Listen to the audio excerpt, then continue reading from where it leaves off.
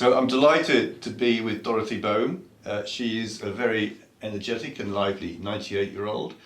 And I think she must be the last surviving photographer that came across during the Nazi years, and you were an emigre to England. So I was 14 when I came. My father had a important factory producing cotton goods, and he dealt with Manchester, so I knew him well. And when the Hitler period became, and my father was wanted, it was decided that I should come to this country. And I came in June 1939, only just, right? As a 14-year-old, right, who had no English. It's difficult to try to imagine what it was like. So what did you think of England when you arrived? I had to be brave. There was no other way. And I must say that this country has been wonderful to me. Absolutely. Manchester, when I first went there, was not a particularly beautiful place, but beautiful people. No. And even now when I meet people, including Ian Jeffries, a northerner, they have more in common with the continentals than me. So you studied photography at Manchester? The same as you. It was called Photographic Technology, And College of Technology. What made you interested in photography back in those days? When I was young, I was quite good at writing, but I wanted to study medicine. Right. Of course, coming here, there was no possibility.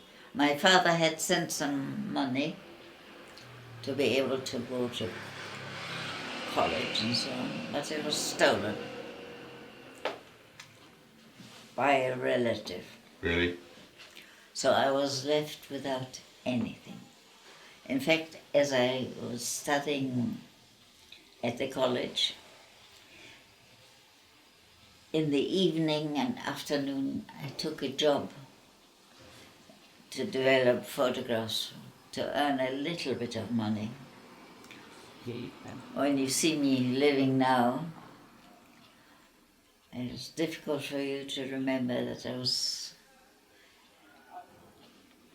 without anything, right? Only just enough to pay the college fees. The funny thing is, I remember that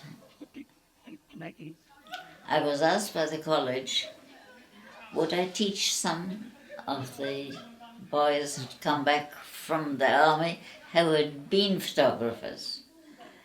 And I got a prize. I remember asking, isn't there a diploma? No, it was only 2 years. But I got a prize for my portraiture. So for a little while, I did teach. You also set up a portrait studio in Manchester, didn't you? Yes, I borrowed 300 pounds from a rich father and opened at 21 a studio just off Market Street, a very good position. And why did I do that? Because Louis, who had asked me to marry him, had said he'd give up his studies and become the breadwinner. So I said, I will not marry you if you stop studying. And I said, I can become the breadwinner, because I had worked in a studio called Samuel Cooper on Market Street. The college had given me a very good report. That's good. So when I finished, I was 18, I had a job in Manchester on the Market Street. That must have been good. Anyhow, I opened my own studio at 21. And believe it or not, it paid for, I was able to pay back the £300. I worked very hard, and Louis was at the university.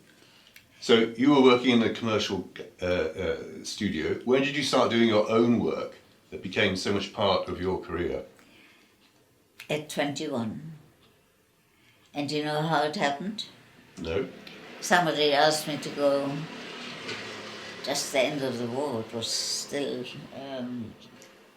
45 or so, to go to Parr. He wanted to buy a studio and he wanted my opinion. We went there and found, in fact, the building had been for sale. But once I was there, a cousin of mine had studied medicine, said, go to Ascona. Ascona was Switzerland, but Italian. And this is where I really got to know what it was like to be with artists. It was many German artists were given permission by the Swiss to come and live there. So it was a village totally devoted to artists. Fantastic. And they accepted me.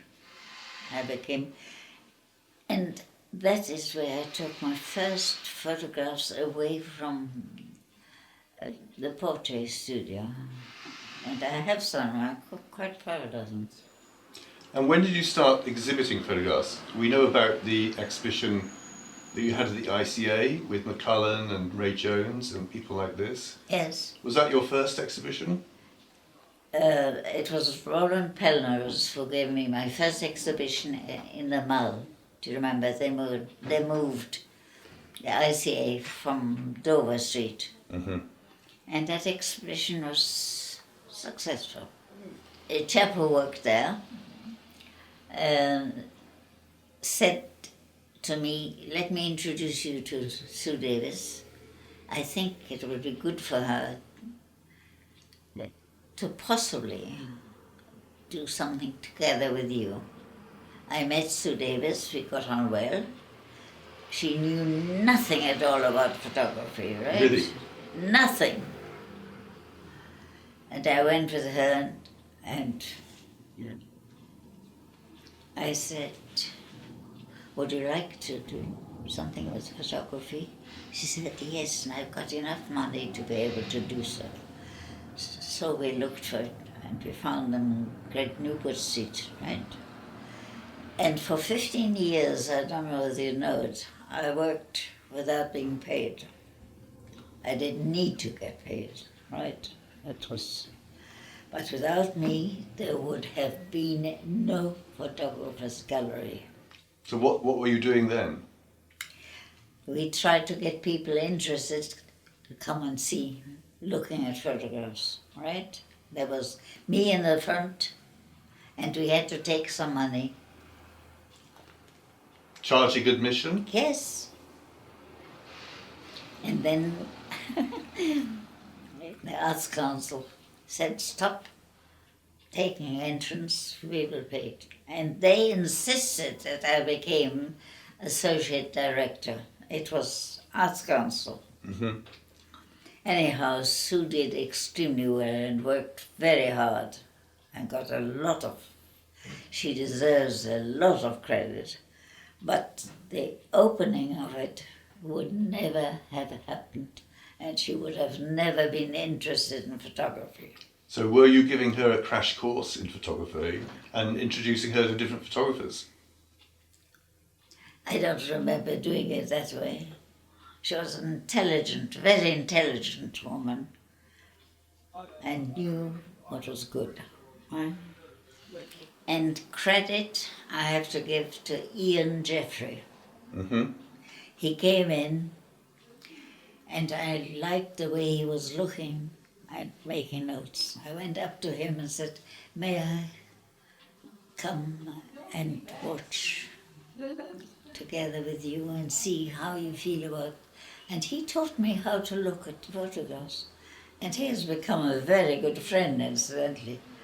I think one of the books, the main book he wrote, the introduction. When you were working at the photographer's gallery, did Yeah. it mean you couldn't go and take photographs because you were so busy? I did as well. I would like to show you what I've got on London, which has never been seen. Mm-hmm. I worked very hard, exclusively. I wonder what you think of the current photography scene. Things like Instagram, the Yes, internet. I get upset because people use this and they go and look at at an exhibition. Mm-hmm. Instead of looking at the paintings, they'll Mhm. take a photograph. That's Right. wrong. Right. That's quite wrong. And I got used to the fact that film was difficult to get, right? And I would never take more than 1 or 2 pictures, right? I see people going like this, photographing all the time. No. But I'm sure there's some very good photographers. It's an interesting medium. What is so unique about photography? It catches something that'll pass, right? That's right. And I would like the photographers to remember to take things that are worth catching. Now I'm happy that I became a photographer, right?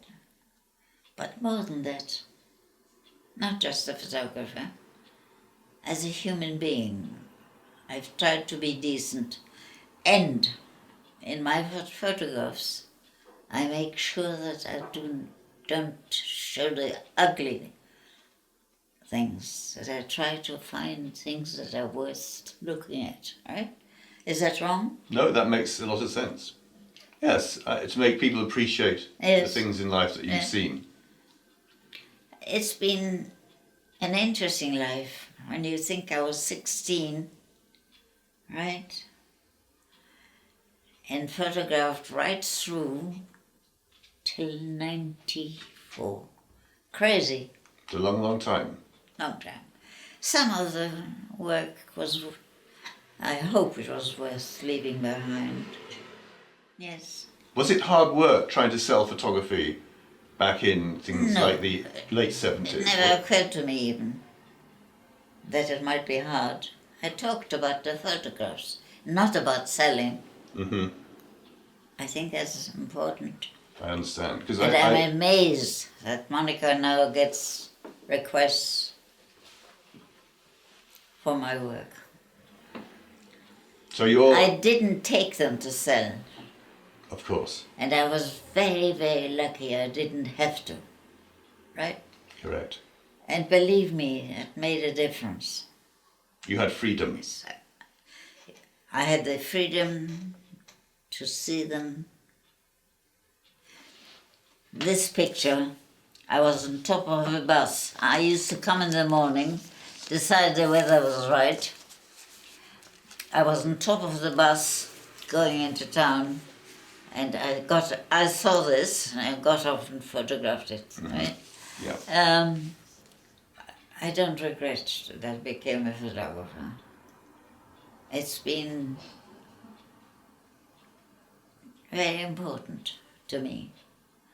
And I think that some of the things that I have left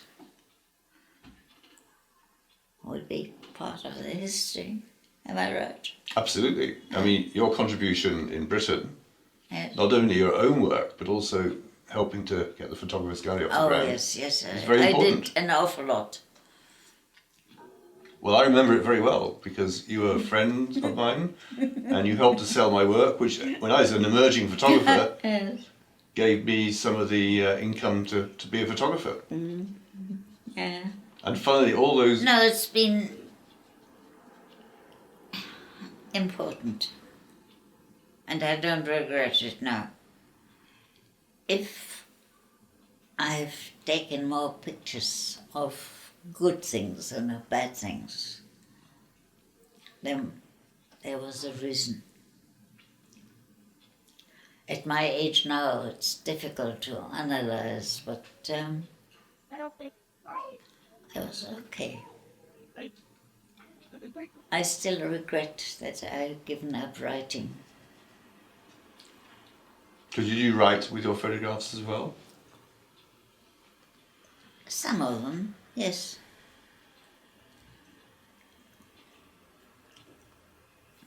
But I want the photographs to speak. You know that. I understand. Right. Thank you very much, Dorothy. It's been a great honour and pleasure to meet you after all I'm these years. delighted that you came.